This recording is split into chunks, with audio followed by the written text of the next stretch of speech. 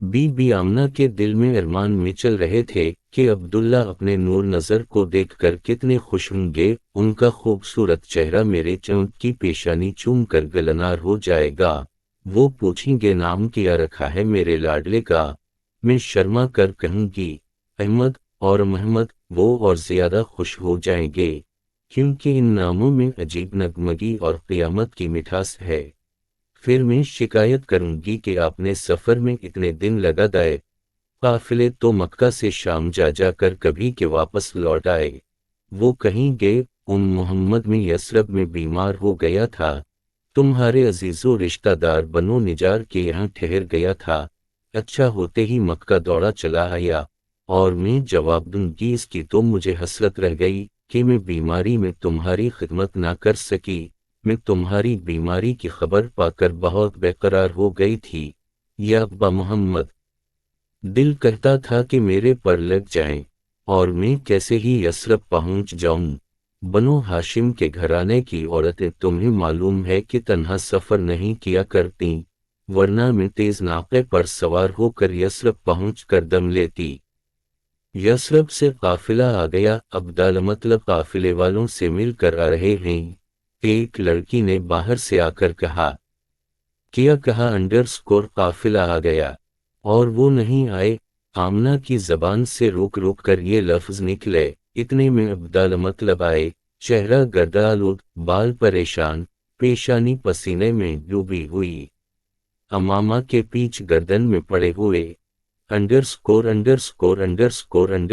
اس ہیبت کو دیکھ کر ہی آمنہ کے کلیجے میں دھکا سا لگا، عرب پیج سے بات کرنے کا عادی نہیں ہوتے، عبداللہ مطلب آتے ہی بولے، آمنہ تو بیوہ ہو گئی، محمد یتیم ہو گیا، عبداللہ مر گیا، 2.5 مہینے ہوئے،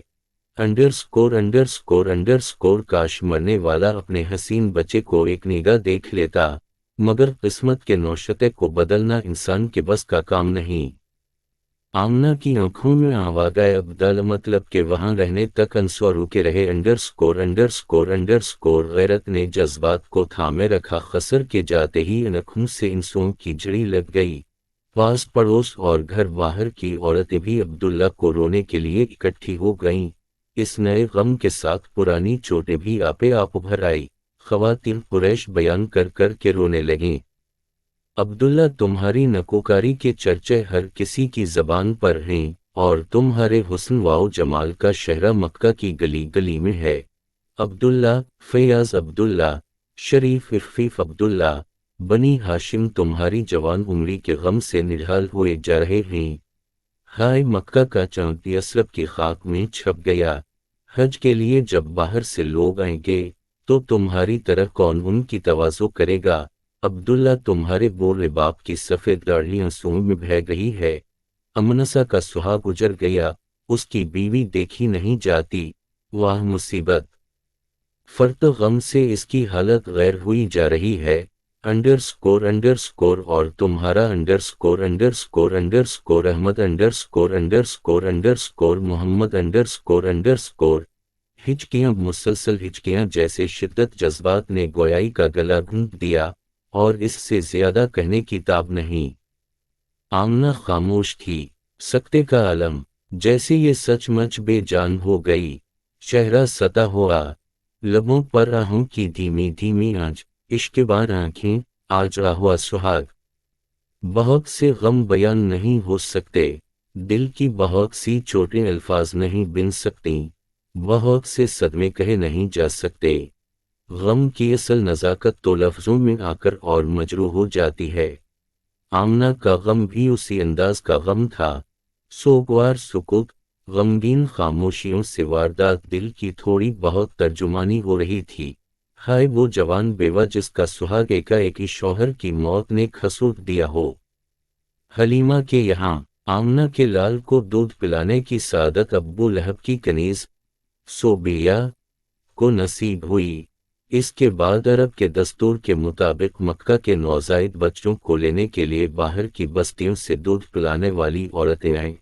اس کو بھی دنیا میں قدم قدم پر مایا کے پھندے لگے ہیں، ہر کسی کے دل میں روپے کا لالچ ہوتا ہے، نفع کی تمنا، سود مند منفعت کی امید۔ عرب کے داعیاں بھی اس جذبے سے خالی نہ تھیں، ان کے ساتھ بھی پیٹ کی دوزخ لگی تھی۔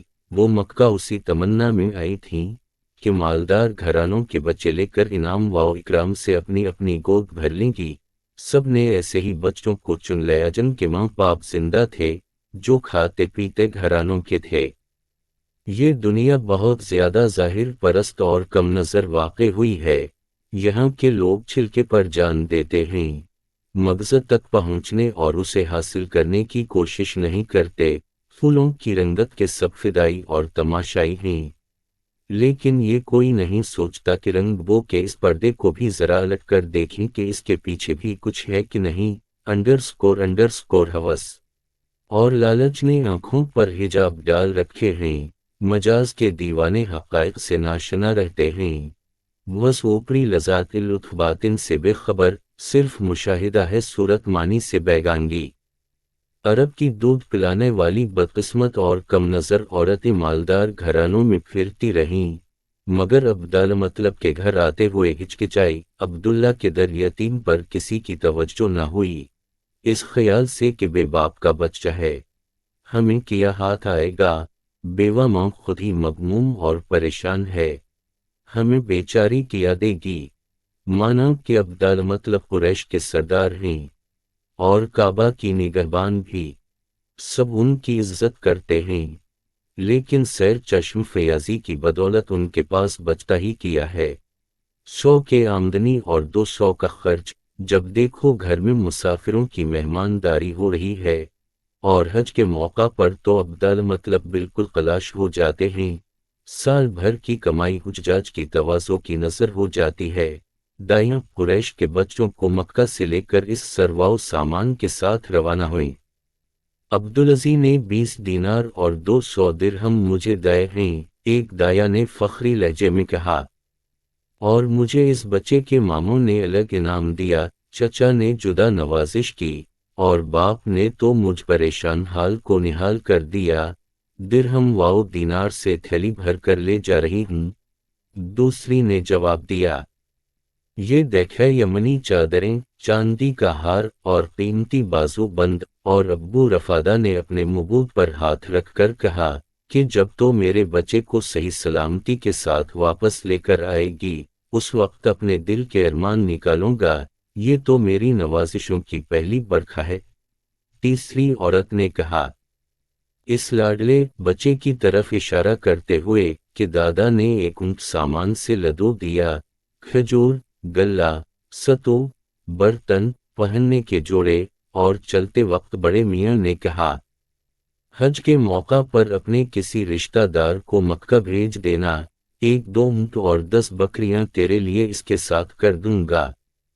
مگر بیچاری حلیمہ، چوتھی عورت کی بات ادھوری رہ گئی، بات کاٹ کر، ہاں غریب حلیمہ پر مجھے ترس آتا ہے، کسی مالدار گھرانے کا بچہ اسے نہ مل سکا، عبداللہ مطلب کے گھر گئی ہے عبداللہ کے یتیم کو لینے کے لیے، وہاں ان سے کیا ملے گا؟ بہت سے بہت 10-5 سا کھجور اور ستو کی 1-2 تھیلیاں۔ یتیم بچوں کو دودھ پلانے میں سدا گھاٹا رہا کرتا ہے دائیوں کو۔ آمنہ کے پاس دعاؤں کے سوا اور کیا رکھا ہے، مگر نری دعاؤں سے تو بھوکے کا پیٹ نہیں بھرتا۔ میں کہتی ہوں کوئی 100 دعائیں نہ دے 1 درہم دے دے۔ 5ویں دائی نے غم خاری اور فخر کے ملے جلن انداز میں کہا، اور اس کم بلبلانے لگا۔ بنی سعد کے قبیلے کی دائی حلیمہ بہت ملول اور افسردہ تھی، دل ہی دل میں پچھتاتی کہ ہائے، امیر گھرانوں کے تمام بچے دوسری دائیوں نے چن لیے، میری تقدیر میں یتیم بچے کا دودھ پلانا لکھا تھا۔ ماں حلیمہ کی لڑکی کا نام کہ باپ چنجلا کر تنے دیں گے کہ اچھے بچے کو لے کر آئی ہے، جس کے گھر والوں کو درہم واؤ دینار تو ایک طرف رہے 2-4 من غلے کی بھی ساتھ کرنے کی توفیق نہ ہوئی، ان کے تنے مجھے سننے پڑیں گے، مجھ سے کوئی جواب نہ بن پڑے گا۔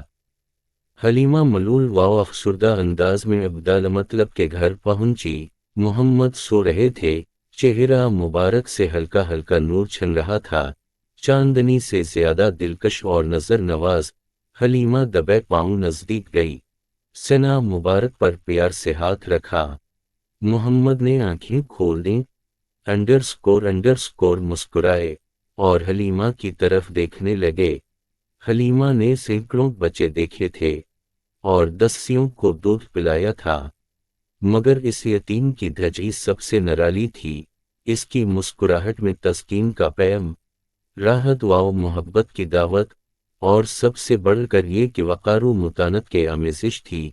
छोटे और इतने बच्चे यूं ही मुस्कुरा दिया करते हैं, लेकिन अब्दुल्ला के यतीम के तबस्सुम में एक मकसद और पैम झलक रहा था।